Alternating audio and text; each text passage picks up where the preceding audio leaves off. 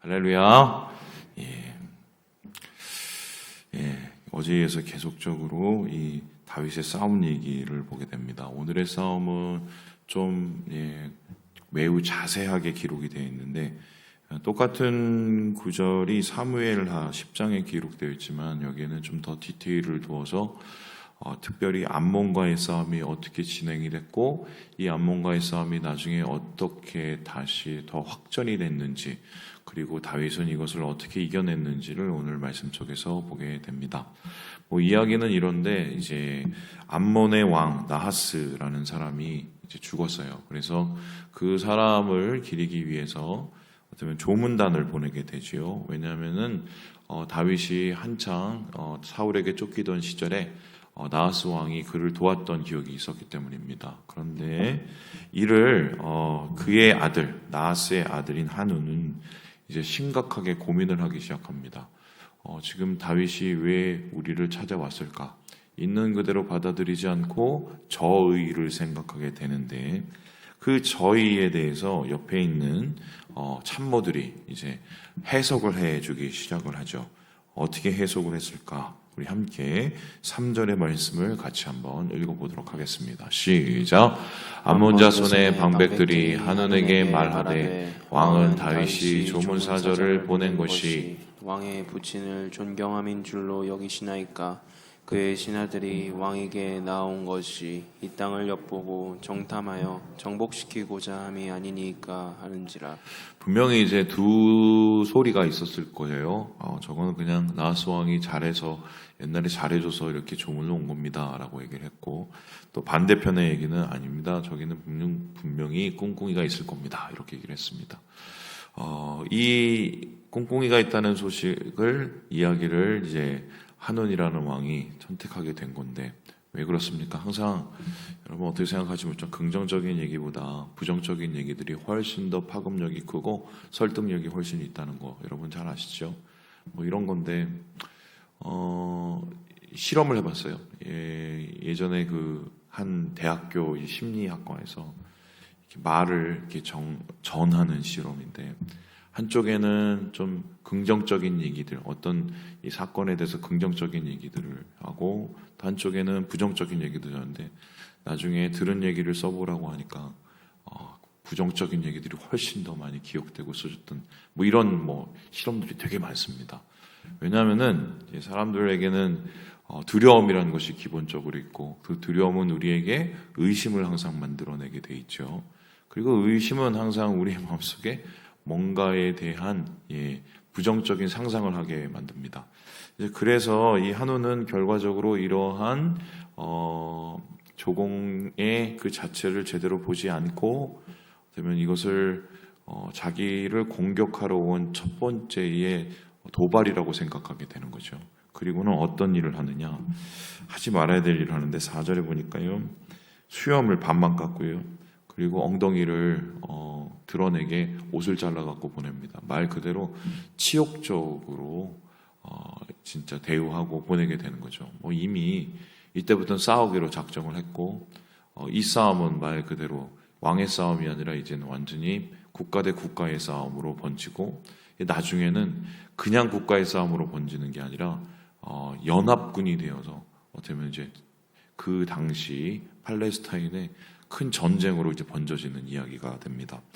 한우는 자기가 있는 이 군사의 약함이 분명히 느껴졌기 때문에 어떤 일을 했냐면, 6절에 보니까요, 이런 얘기가 있습니다. 은 1000달란트를 아람 사람에게 보내서 우리 좀 도와달라고 얘기를 합니다. 이제 한마디로 파병을 요구하게 된 거죠.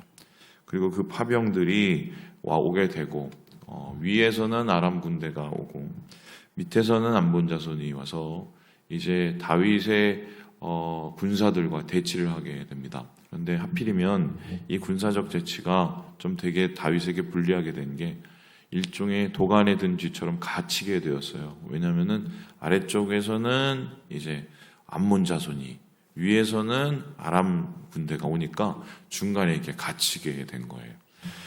이러한 공격을 이제 막아야 되는 사람이 요압 장군이었습니다. 그런데 이 요압 장군은 어떻게 하느냐? 아비새와 함께 협동 작전을 하게 되는데 이렇게 얘기를 합니다. 우리 함께 12절의 말씀을 같이 한번 읽어보도록 하겠습니다. 시작. 이르되 만일 아람 사람이 나보다 강하면 내가 나를 돕고 만일 암몬 자손이 너보다 강하면 내가 너를 도우리라. 이 싸움에서 어쩔 수 없이 위아래로 이 적진이 이제 다가오게 되니까 군사를 반을 나눠서 싸울 수밖에 없죠. 한데 모여서 싸워도 사실 힘든 거를 반을 나눠서 쓰면 사실은 되게 어려운 상황에 도착할 수밖에 없죠. 그런데 그럼에도 불구하고 요압과 아비새의 군대, 이스라엘의 군대가 이 전쟁을 승리하게 됩니다. 그 이유가 무엇일까? 여기에 대해서 뭐라고 얘기하냐면요. 13절에 이렇게 얘기하는데요. 여호와께서 선히 여기시는 대로 행하시기를 원하노라. 이런 겁니다. 아람 군대와 암몬 군대는 돈 때문에 이제 하나가 됐죠. 자기의 이익 때문에 하나가 됐습니다.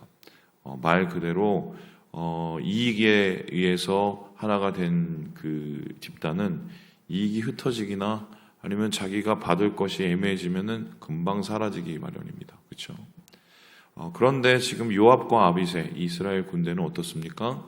한마디로 의리로 하나가 됐습니다. 형제의 의리. 그래서 서로가 서로를 지키기 위한 그 의리, 공동체인 거죠. 뿐만 아니라 여기서 가장 핵심적인 것은 자신의 이 전쟁을 하나님과 함께하는 성전이라고 생각했기 때문입니다. 그래서 이렇게 하나님 안에서 하나가 되어서 싸울 때 위아래로 싸우는 이러한 어려운 양동작전에도 불구하고 이 싸움이 결국은 누구의 싸움으로 이깁니까? 이스라엘의 승리로 끝나게 되는 것입니다. 결국 그 끝에 보니까요. 15절에 암몬 자손은 아람 사람이 도망함을 보고 도망가고 아람 사람은 또 암몬 자손이 흩어지는 것을 보고 더 도망가게 되는 이 말 그대로 이제 아비규환에다가 풍비박산이 나게 되고 이러한 승리를 통해서 결론적으로는 어떤 일이 일어납니까? 16절에 보니까요. 아람 사람이 다시 올라가서 군대를 정비하고 다시 군대를 데리고 내려오는데 또 그 기세를 몰아서 이스라엘 백성이 어떻게 합니까? 18절에 보니까요. 보병 4만, 병거 7,000대, 이런 지휘관 다 죽이고 완전한 승리를 거두게 된다. 그래서 하나님께서 이스라엘을 높이시고 이스라엘의 나라 가운데 부강하게 만드시는 그 기틀을 삼아서 이것을 통해서 이제 더 이상은 이스라엘 백성의 전쟁이 점점 멀어지게 되고 사라지게 되는 이야기를 보게 됩니다.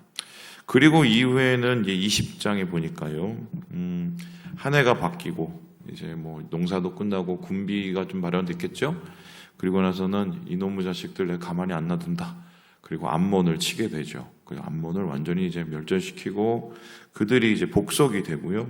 거기서 끝나는 것이 아니라 이 기회를 틈타서 블레셋 사람들까지 완전히 정리를 하면서 이스라엘은 이제 말 그대로 이제 완전한 평화와 통일의 왕국이 되는 요요이기가 전체적으로 오늘 우리가 보는 승리라고 볼 수가 있겠습니다. 겉으로 보면은 되게 행복해 보이고 좋은 대목이죠. 그런데 재미있는 게 있습니다.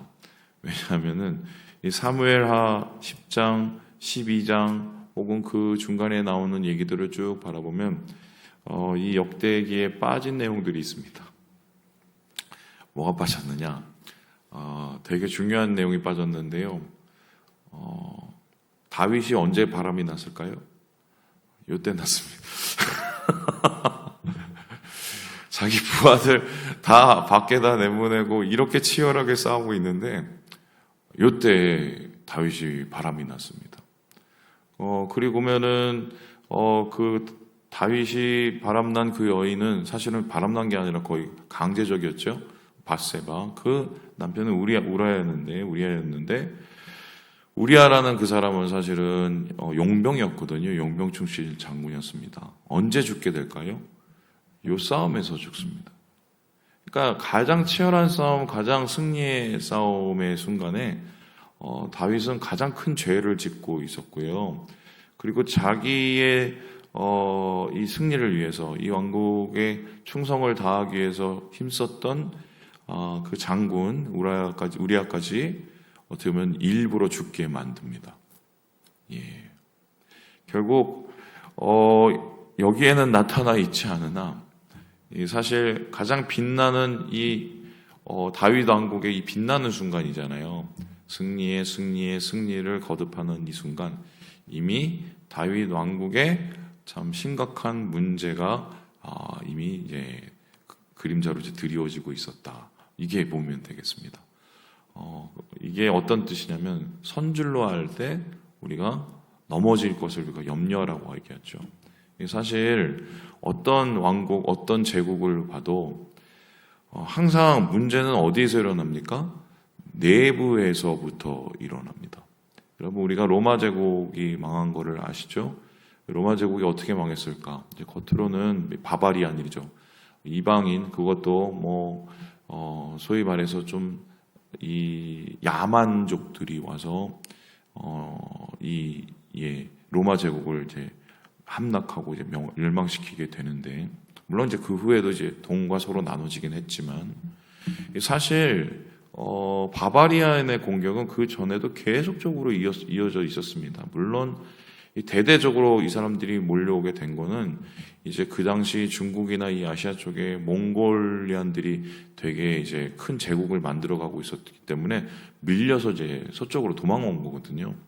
근데 뭐 그런 거를 감안하고라도 그 전에 로마 제국은 충분히 이길 수 있는 여력이 있었던 나라예요. 그런데 그럼에도 불구하고 왜 로마는 그 큰 제국을 이루면서 멸망을 했을까? 이미 내부부터 다 무너지고 있었습니다. 내부의 부패와 내부가 가지고 있는 여러 가지 문제점들을 해결하지 못하고 계속적으로 추락하고 몰락하는 그 과정을 이어가고 있었던 것이죠. 그러니까 그게 거의 성경 말씀이 아니라 이건 역사적인 진리인데요. 선줄로 할 때 이미 넘어진 것이 나타나고 있다는 것입니다. 그래서요, 잘 되는 것도 중요하지만 잘 지키는 것이 훨씬 더 중요합니다. 특별히 하나님 안에서 주님께서 복을 주시고 은혜를 주실 때 하나님께서 우리에게 주신 그 복과 은혜를 우리 마음속에 잘 지켜내는 게 그게 훨씬 더 중요합니다. 그런데 사람들은 보통 어떠냐면은 상황과 환경을 가지고 우리의 상태를 파악합니다. 하나님은 반대죠. 우리의 중심과 우리의 마음을 가지고 우리의 상황을 판단합니다. 그런데 우리는 그냥 잘 되고 있으면 아무 문제 없습니다. 내 안에 문제가 생기고 내 안에 어려움이 생기고 내 안에 뭔가 영적인 균열이 있는 것을 그냥 그 상황과 좋은 환경으로 덮어버리려고 합니다.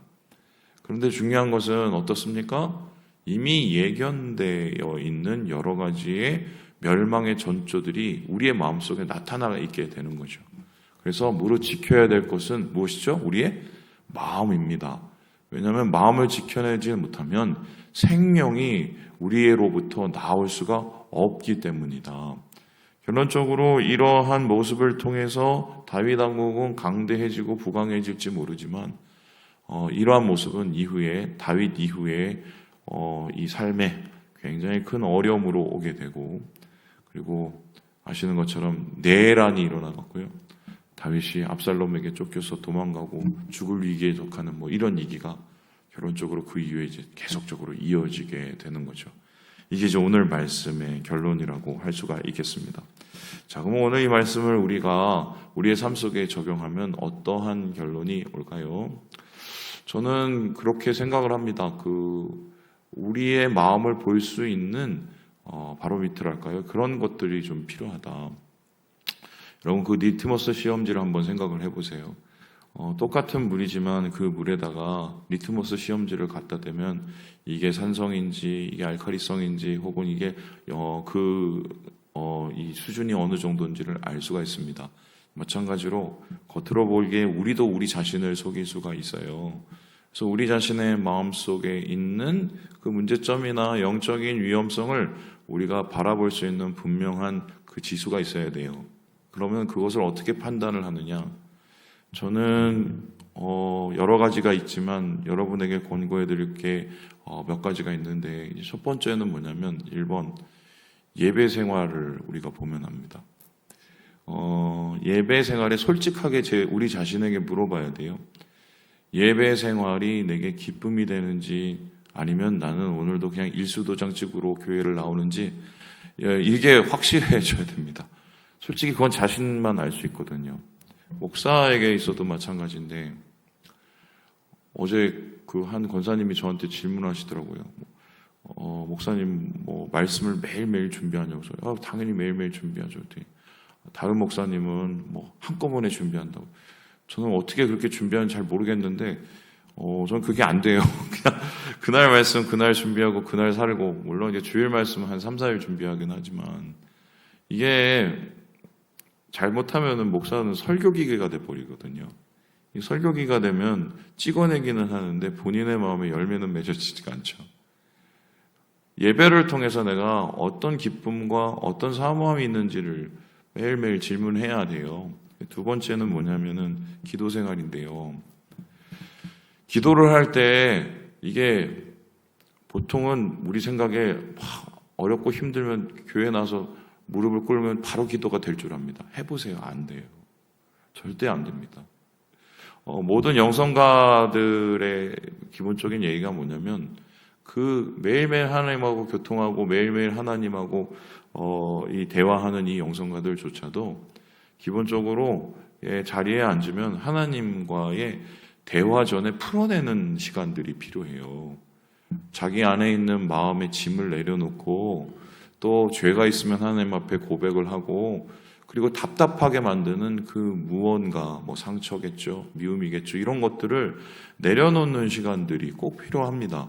그거 내려놓지 않으면 어떠냐면은 하나님한테 그냥 뭐 청구서 들고 읽다가 돌아가는 거거든요. 그래서 기도는 소통이거든요. 그래서 기도를 할 때 사실은 우리 마음속에 우리 스스로에게 물어봐야 돼요. 나는 지금 하나님하고의 관계가 얼만큼의 거리가 있을까? 그 거리감이 바로 우리의 영적인 상태라고 보면 됩니다. 하나님 앞에 있는 모습 그대로 나아가서 내려놓고 기도하고 하나님을 바라볼 수 있는 그 상태를 우리가 유지해 나가야 사실 우리의 삶 속에서 하나님의 은혜가 우리의 마음속에 머물 수 있도록 하게 되는 거거든요. 이게 두 가지예요. 그리고 마지막 한 가지. 이거는 여러분이 싫어할 수도 있는데요. 공동체의 관계를 보면 됩니다. 물론 모두하고 다 잘 지낼 수는 없어요. 하지만은 이제 가끔씩 보면 모두하고 잘 안 지내시는 분이 있습니다. 그리고 어떤 분은 보면 자기가 좋아하는 사람하고만 잘 지내시는 분이 있습니다. 그거는 공동체가 아니에요. 물론 모두하고 다 잘 지낼 수는 없지만 열린 마음이어야 되거든요. 이해해야 되는 마음이거든요. 물론 우리 주위에는 참 우리가 감당하기 힘든 어려운 분들이 있지만, 그럼에도 불구하고 하나님 안에서 열린 마음인 거를 되게 유지해 나가야 되죠. 이 얘기하고 마치면, 옛날에 어떤 분이 그런 얘기 하더라고요. 목사님하고 관계가 안 좋아갖고, 말씀 듣기가 좀 그래서 얼굴을 안 쳐다보고 귀로만 듣는다고 이렇게 얘기하시던 분을 봤는데, 사실 솔직히 말하면 목사도 똑같아요.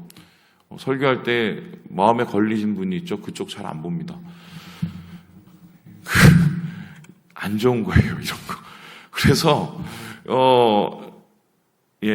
강단서고 또 하나님 말씀 앞에서 섰을 때 공동체 안에서의 문제가 해결이 안 되면요, 사실 이게 제대로 이렇게 이루어질 수가 없어요. 그래서 우리 자신 좀 돌아봐야 돼요. 그런 세 가지의 문제, 내가 어떻게 준비되어 있는지를 한번 보고 우리 자신을 이렇게 내려놓는 거죠. 다윗은 다 깨졌습니다. 기도 안 됐죠. 공동체 깨졌죠. 그리고 하나님 앞에 예배 다 깨졌죠. 그리고 엉망됐어요. 말씀을 마칩니다.